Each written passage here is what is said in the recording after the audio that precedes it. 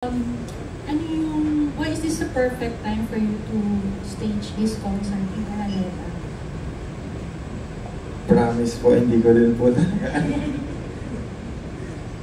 Gusto ko lang po talaga na ma-experience yung Araneta din. And since binigyan po ako ng opportunity, nag-go na po din talaga ako.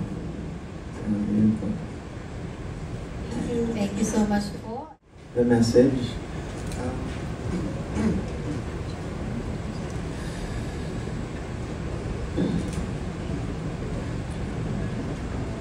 The message that I want to convey, siguro, yung gusto ko lang po ipakita yung growth ko as an artist and yung mga emotions na pinagdaanan ko po, na nilagay ko po sa album na ito. And nakakantahin ko po sa concert.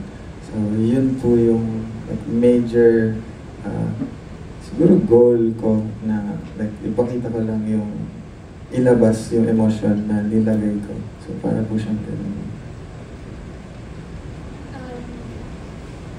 Ano yung, pwede ka nang ma-share na sa setlist?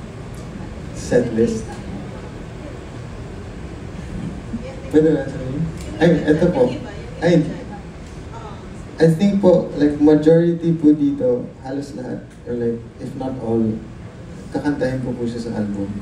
And, as a concert, plus yung mga covers and old, releases natin.